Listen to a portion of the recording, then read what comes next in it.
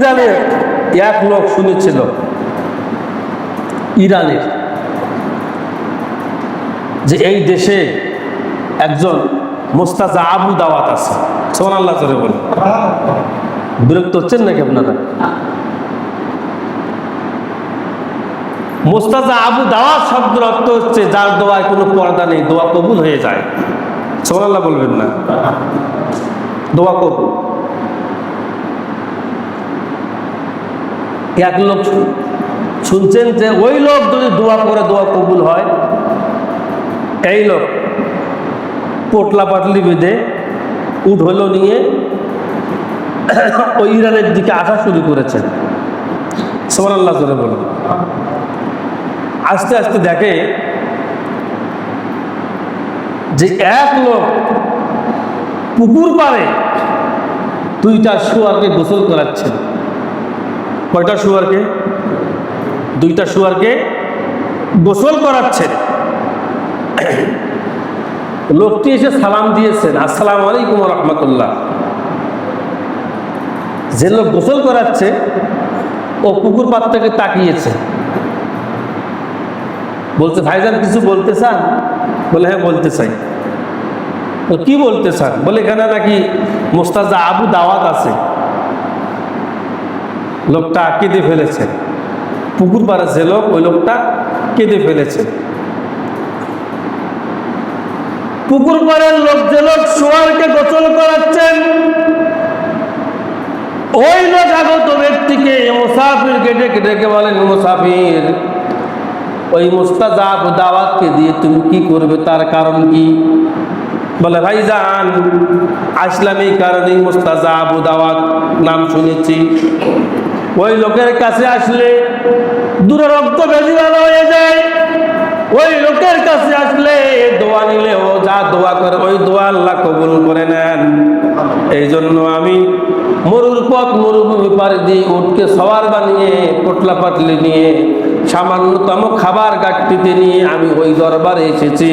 আপনি কি জানেন না কি কানে মুস্তাজাবু দাওয়াতকে, মুস্তাজাবু দাওয়াতের বাড়ি কোথায়? ওই লোকটিকে একবার আপনি দেখাইয়া দেন, ওই লোকটার সঙ্গে আমি মুসাফা মুআমেলা করতে চাই। আল্লাহর গোলাম পুকুর পাড়ের লোক আবার কেঁদে উঠলেন, বললেন এই আগত মুসাফির যার কাছে তুমি এসেছো ওই লোক আর অন্য কেউ নয়, ওই লোক মুস্তাজাবু দাওয়াত আমি নিজেই। আমি যে দোয়া করি ওই দোয়াই কবুল হয়ে যায়। সুবহানাল্লাহ বলেন। আপনাদের সুবহানাল্লাহর স্টাইল এমন হয় এটা কবরস্থান। এই জন্য সুবহানাল্লাহ আলহামদুলিল্লাহ জবান খুলে বলতে হবে। জোরে বলুন সুবহানাল্লাহ। ওই লোকটি আবার ডেকে বলছেন আমি সে মুস্তাজাবু দাওয়াত। বলে আপনি যে মুস্তাজাবু দাওয়াত তার প্রমাণ কি? বলে কি প্রমাণ চান? আমার কাছে তো অনেকগুলোই প্রমাণ রয়েছে। হাজার হাজার লক্ষ লক্ষ লোক আমার কাছে দোয়া নিয়ে যায়, দুরারোগ্য ব্যাধি ভালো হয়ে যায়। আমার কাছে মানুষ এসে যে দোয়াই নেয় ওই দোয়াই কবুল হয়ে যায়। আগত ব্যক্তি মুসাফির বলছেন ভাইজান আপনি মুস্তাজাবু দাওয়াত যে দোয়া আপনি করেন দোয়া কবুল হয়, আমি তো অবিশ্বাস করলাম না, আমি বিশ্বাস করি। কিন্তু ভাইজান আপনার যে চেহারা, আপনার যে সুরত, আপনার যা চালচলন, আপনার যা আচার আচরণ, আপনাকে তো দেখে মুসলমানই মনে হচ্ছে না। তার কারণ হচ্ছে আপনি তো শুয়োরকে গোসল করাচ্ছেন। ওই লোক ডেকে ডেকে বলে কি বলো তুমি? বারবার শুয়োর শুয়োর বলে তুমি আমাকে কষ্ট দিবে না, তুমি আমাকে লাঞ্ছনা করবে না, গর্জনা দিবে না। বারবার শুয়োর শুয়োর বলে তুমি আমাকে অপমান করবে না। বলে কেন ভাইজান? সত্যই তো বলতেছি, মিথ্যার কই বললাম? আমি তো একটা কথা মিথ্যা বলে নাই। আমার চোখের সামনে তো আমি দেখতে পাচ্ছি আপনি শুয়োরকে গোসল করাচ্ছেন। আল্লাহু আকবার জোরে কোন, আর জোরে কোন আল্লাহু আকবার। আমি তো দেখতে পাচ্ছি আপনি শুয়োরকে গোসল করাচ্ছেন, মিথ্যা কোথায় বললাম?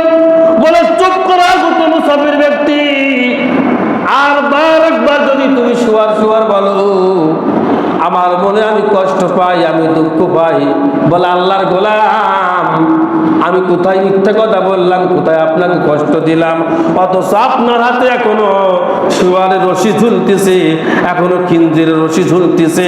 আমি তো একটা কথাও মিথ্যা বলি নাই, আমি যা বলেছি সত্য বলেছি।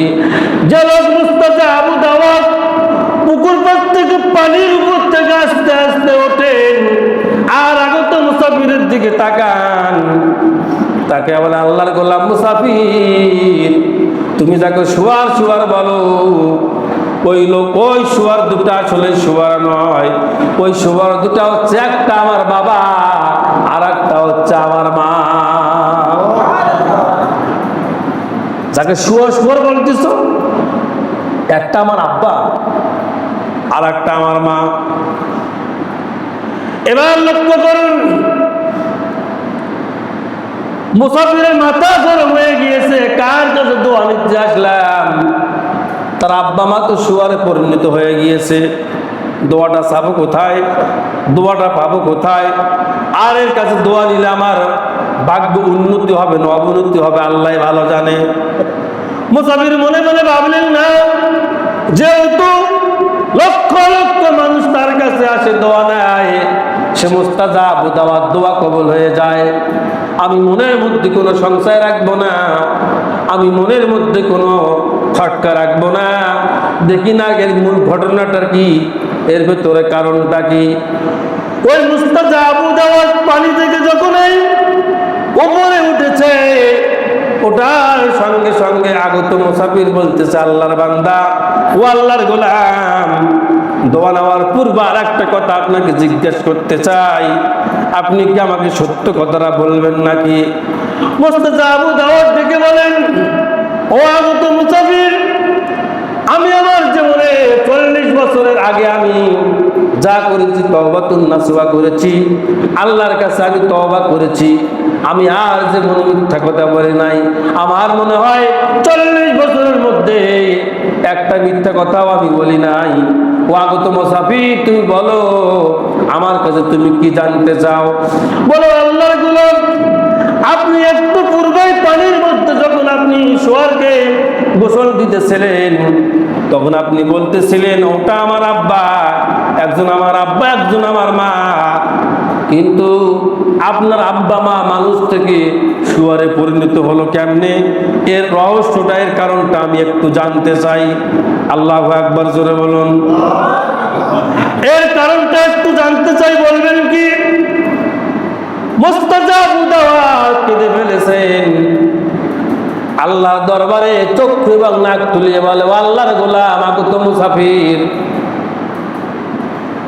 তারা কোনো এক আল্লাহর হুকুমকে অমান্য করার কারণে, তারা কোনো এক আল্লাহর হুকুমকে লঙ্ঘন করার কারণে, তারা কোনো এক আল্লাহর হুকুমকে অবহেলা অবজ্ঞা করার কারণে আল্লাহ রাব্বুল আলামিন তাদের চেহারাকে বিকৃতি করে দিয়েছে।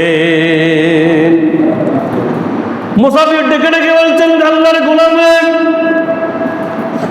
আপনি যেহেতু মুস্তাজাব দাওয়াত, যে দোয়া আপনি করেন সে দোয়াই কবুল, আপনি কি আপনার আব্বা আম্মার জন্য দোয়া করতে পারেন না? আপনার আব্বা মা আগের মতো মানুষের পরিণত হয়ে যায়, এ দোয়া করতে পারেন না? কথা বুঝতে পেরেছেন?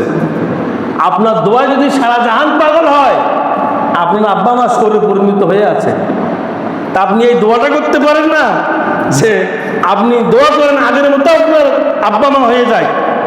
কি কথা বলেন, ঠিক কিনা? কাল লাগান বলবো ইনশাআল্লাহ।